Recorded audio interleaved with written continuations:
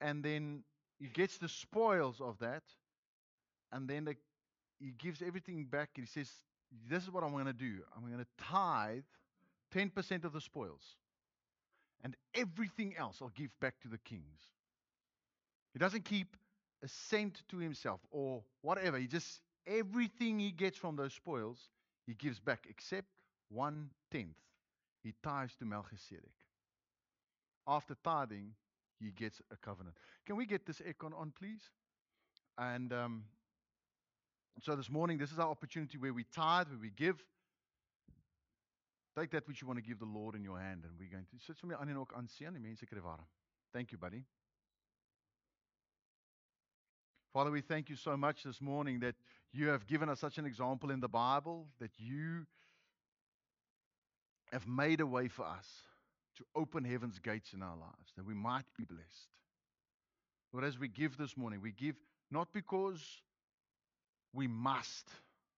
We give with a cheerful heart, because God loves a cheerful giver. We give out of faith to you, Lord. Thank you for your supply to each and every family, each and every individual, and to this congregation. Lord, thank you that you are our provider. You are our source.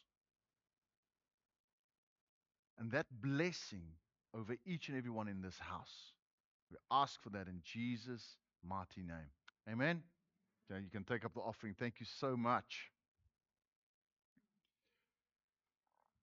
Fantastic. I'm really, really excited about the course starting on the 21st of May. I want to remind those people, please don't just disappear after church. Come drink coffee with us. We really want to have some coffee at the back.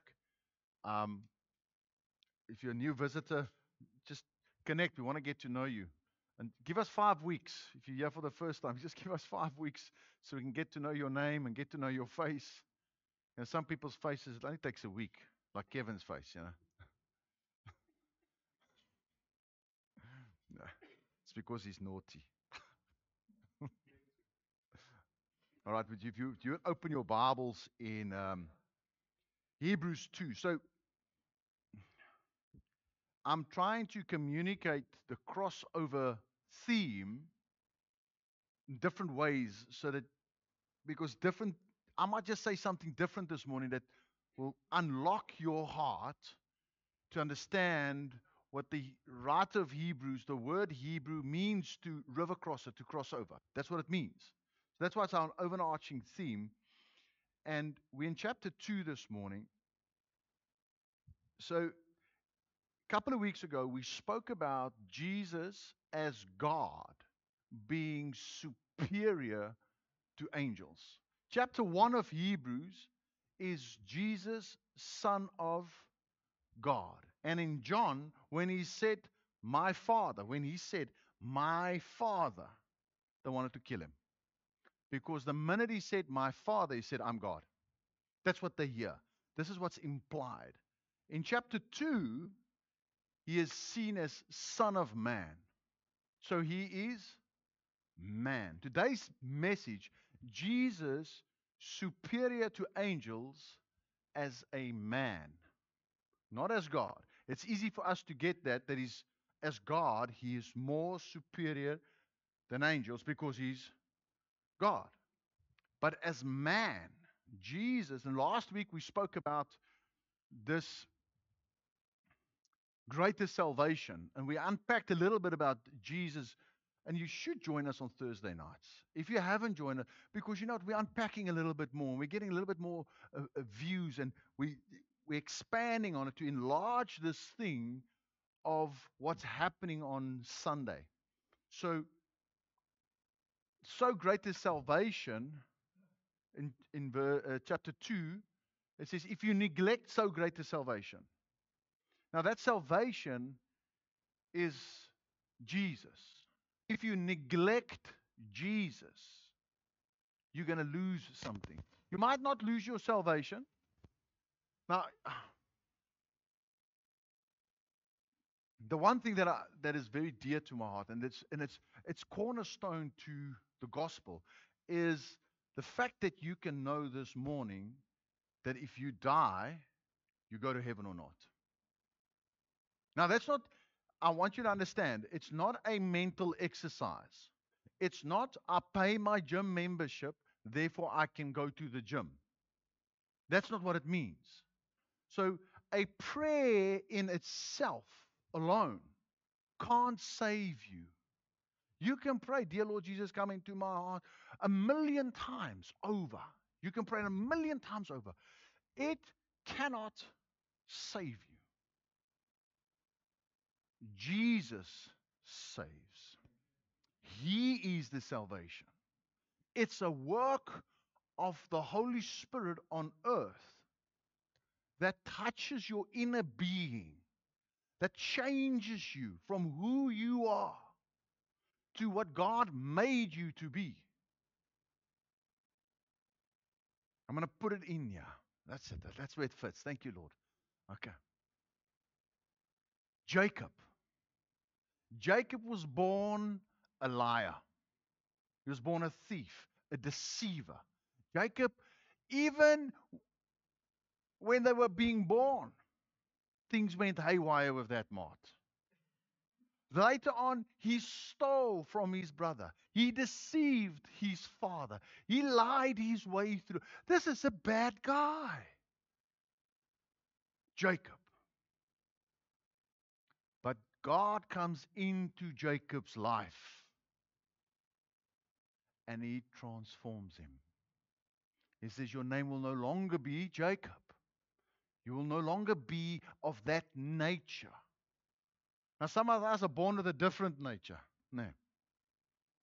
Some of us are born alcoholics. Some of us are born fighters. Some of us are born depressed. Some of us, we're born with a human, ugly nature. Amen? But not too loud, not too loud. Okay, just Jesus comes, God comes into Jacob's life and he changes his name. He says, you're going to be called Israel.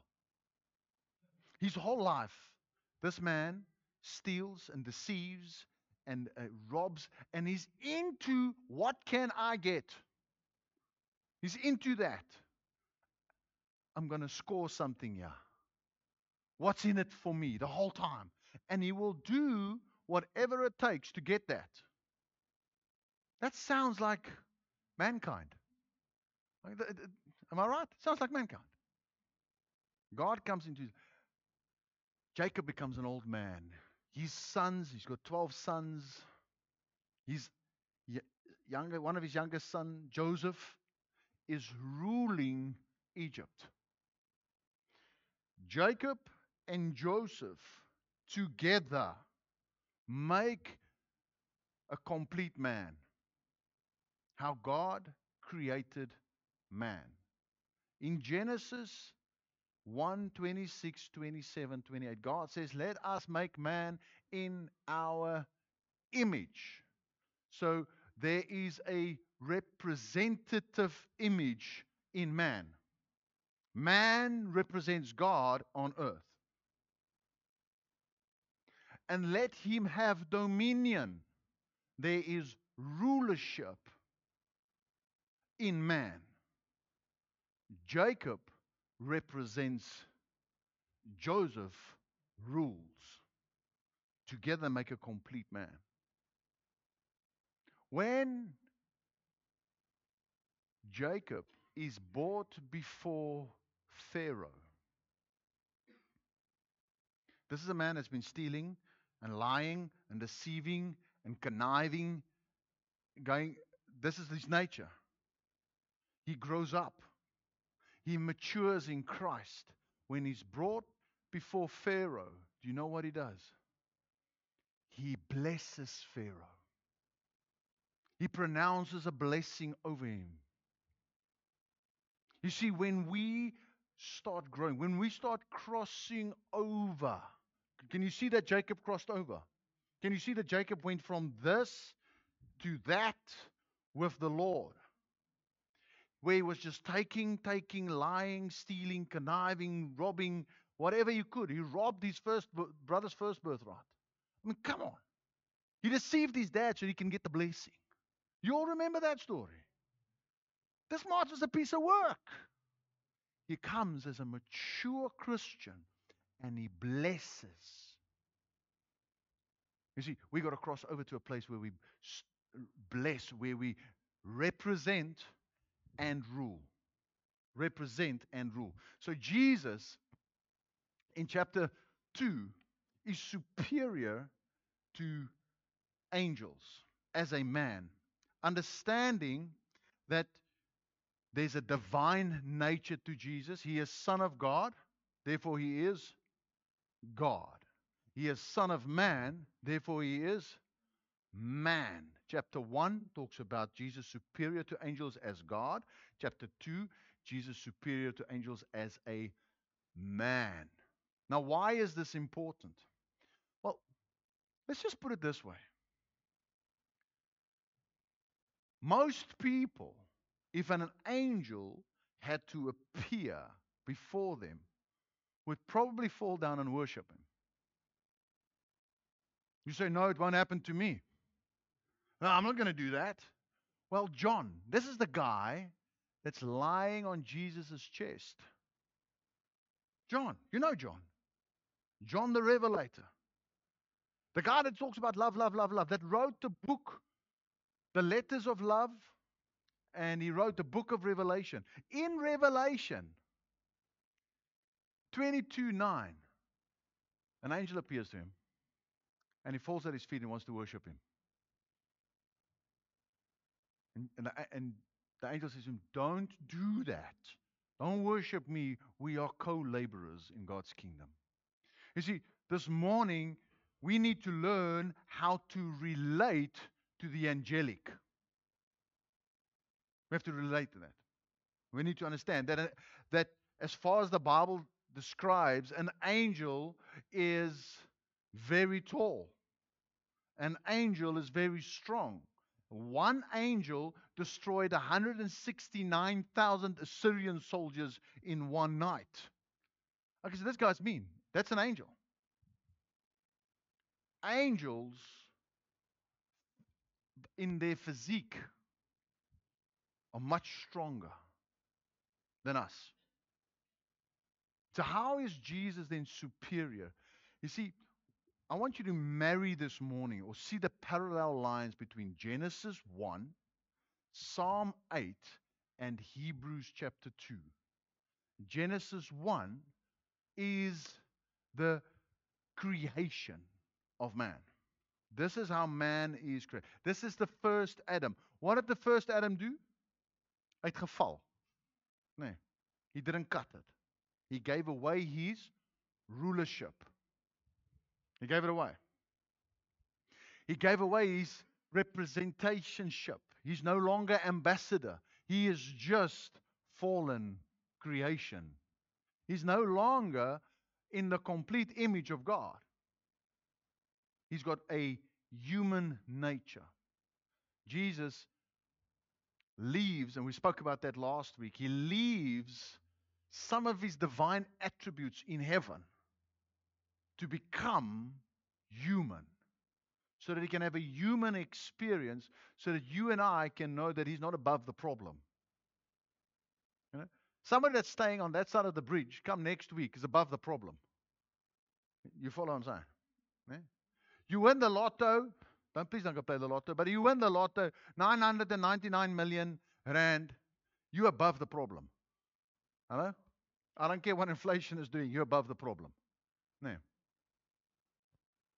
You got a house that you stay in, you're above the problem of the people that don't have a house. You got a car that you drive, you're above the problem of somebody that doesn't have a car. You got a bicycle, you're above the problem of people that don't have a bicycle. You can walk, you're above the problem of those in wheelchairs. You got a wheelchair, you're above the problem that those don't have wheelchairs. Okay? You got legs, you're above the problem of those that don't have legs. Okay? And we can carry on. Okay. You see, we are in Genesis. Okay, in Genesis, God makes man. So man falls, he falls away. Then we go to Psalm 8. Psalm 8, listen to this. Psalm 2. The nations are given to Jesus as an inheritance. In Psalm 8, it, it unpacks that Jesus is made a little lower than an angel. What you saying, Wilco? Yes. How is he made a little lower than an angel? In the fact that he leaves his divinity in heaven and comes as human to die. He's God, he's superior. But as man, this is, I want you to understand, as man, the ambassador for your covenant, the covenant that God has made with you. You know that God made a covenant with you. If you don't understand the word covenant, he has made an unbreakable contract with mankind. Your ambassador for that contract is the man Jesus. That flesh body, that man is in heaven right now.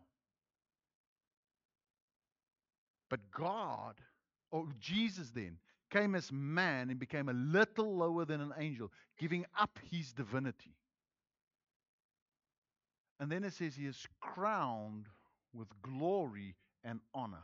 He is the second Adam, the second man. Adam can't have that. Adam stumbled, made a mistake. Jesus never made that mistake. So that's the prophetic state of man. First is the creational state of man, Genesis 1. Then the prophetic state of man is in Psalm 2. And then the fulfillment of man is in Hebrews 2. The fulfillment of. So there's a world coming. Well, let me just stop there. Man occupies a higher position than angels in authority and in purpose. But I want you to understand that Jesus was born as a man. Jesus died as a man. Jesus was resurrected as a man. And Jesus will return as a man. The Son of Man. Why? Because in Hebrews 2, now we've read through the whole chapter last week. You can go read through it. Okay, I think you can go to verse 4, 3 or 4. It says that the worlds to come made subject to him and not to angels. What worlds? When he comes back to rule, he's going to rule as man. And we are going to rule with him. See, Jesus as man is superior to angels. Therefore, he rules as man over angels. He is greater. But we see Jesus, who was made a little lower, thank you, a little lower than angels for the suffering of death, crowned with glory and honor, that he by the grace of man should taste death for every man. So as a man he dies. Go to that next, thank you. For it became him who, go to verse 4, sorry. 5, I think it's there. For unto the angels hath he not put subjection the world to come, whereof we speak. So what's he saying? That which is to come is not being given to angels. The angels aren't going to rule. The angel's not in charge. Jesus will be in charge. Does that make sense? The man Jesus, the fleshly part of Jesus. So how is that relevant? Where do we have to cross over to? What do we need to understand this morning from that?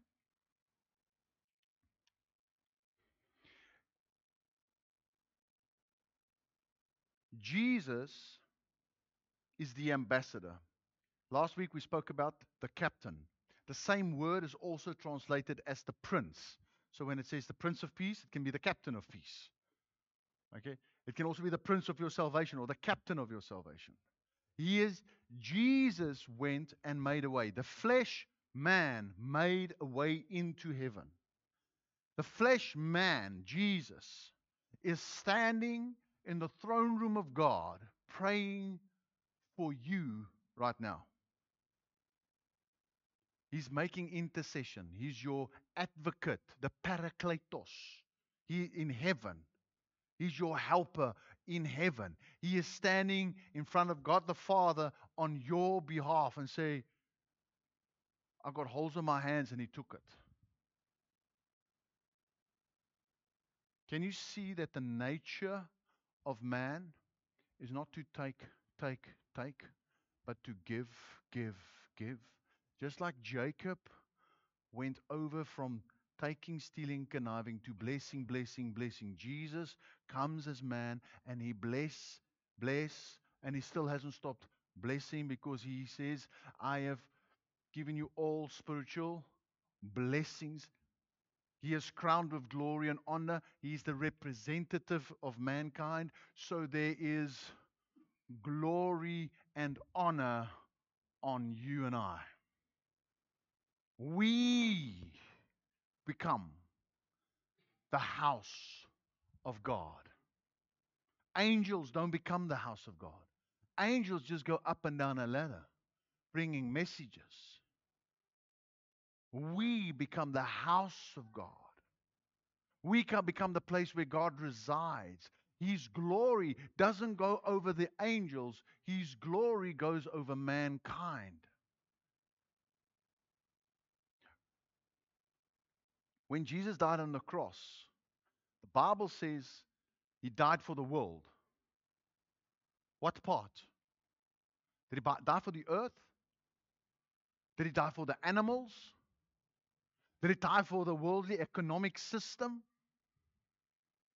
He died for people. What is man that you are so mindful of him? Psalms asks, what is man? So turn it around. You can say, what am I, Lord, that you are so mindful of me? You need to ask that question. What am I? What is Reuben that you are so mindful of him? See, this is in first person. What is Andre that you are so mindful of him, Lord? How come? How come are you so mindful of us? Because you are the image of God on the earth. And you are the ruler of God on the earth. When we mature up, when we understand that Jesus' man is superior to angels, now we don't worship angels. We don't long to be like angels. We don't wish we could have them angels going. We understand that we are heirs of salvation. And we become the church of God, the body of Christ, crowned with glory and honor. Walking around with a tad more dignity than we did before the cross. You see, before the cross, when we were just mere humans, we made a little lower than angels. But after the cross, you see, as Jesus died as a man, you and I have to die spiritually. As Jesus got resurrected from the dead, we have to be resurrected from the baptism. As Jesus got glorified when we receive the Holy Spirit, we become glorified. Now you're not just a human. You become son or child of God. You get crowned with glory and honor.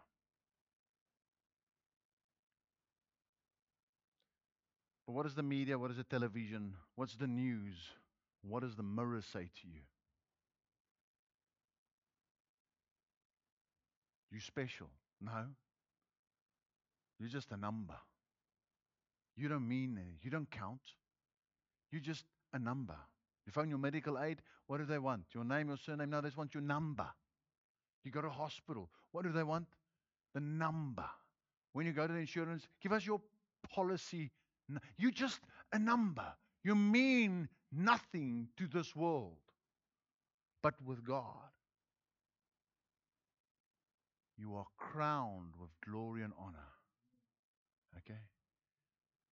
Because Jesus is superior to angels as man, we are superior to angels as man. We relate different. They must serve us. Aren't they all ministering, serving the salvation to the heirs of God? See, I want you to be encouraged this morning. I hope it's coming across like that. I hope I'm coming too stern, Bev. I want you to be encouraged. I want you to walk out there and walk on cloud nine a little bit. Yes, not with arrogance. Just check my no, Poppy. I am superior to angels. Poppy, I pee rainbows. I'm superior to an angel. You know? Okay. So I stand on top of the building, watch me fly. I'm superior to an angel. Bah! Okay, that failed. No. With a humility. You see, my son is not arrogant in the fact that he's my son. He's just my son. Just with humility. God puts the nations and the worlds to come not subject to angels, but to the Son of Man, and we will rule with him. There's a destiny, there's an eternity that you need to see, that you need to see beyond this life, because it carries on beyond this life. Now, maybe we fail in this life. We neglect our salvation. What do we lose? Do we lose our salvation? Not necessarily, but we will lose something. There's a purpose, a rank that I might lose, that God wanted to use me. But because I neglected my relationship with Jesus, I want to encourage you that we've got such a great salvation. His name is Jesus. He is making intercession for you right now. Verse 18 of chapter 2. He is the high priest. He's doing something for you right now. Jesus says this, my Father and I have not stopped working. What are they working at? Making a place for us, for you and I. So when you walk out that door, understand that you are the image bearer of God. When people look at you, they see something. You and I must reflect the glory. And we are the rulership of God. We need to rule within our lives. We need to rule. We need to carry the authority of God with reverence, carefully. Manage our household, manage our finances, manage our emotions, manage our reactions. So that when people see us, they can see there's a ruler inside of you. That you are the house of God. That you are a safe place to go to. Then they're going to say, I want what you have. I want what you have. You go through that, but your emotions are there. You go through that, and that's how you handle it. I want what you have. Oh, I can give it to you. What a great salvation I have. The apostle comes to a guy that's begging money. And he tells him, silver and gold I don't have, but that which I have, I give to you. Get up. You see, the silver and the gold is of this world. What we have is glory. It's far more precious than silver and gold. We've got a great salvation, a Jesus that is superior to angels. And you can walk and talk out there knowing that you are and have a superior calling on you, more superior than angels. Let's close our eyes and we pray together. Father, we thank you for your word this morning. Thank you, Lord, that you come and edify us this morning. You lift us up. Your word says that you are the lifter of our head, that we can be lifted up this morning, that our spirit man, our spirit being can be lifted up. Our head can be lifted up, Lord. Even if our bridge is breaking and our electricity is not working and there's flooding, Lord, you come and you lift our heads and you say, you are crowned with glory and honor. And I place behind you goodness and mercy, and they will pursue you. They'll follow you all the days of your life. Father, you come and make us, the house of God, the representatives of God on the earth. Lord, that is a big thing. That lifts us. That lifts us. It encourages, it blows new life into us. It puts new wind in our sails. Lord, I come and bless your children this morning as we go home, Lord. That your spirit would reveal more and more and more of this in each one.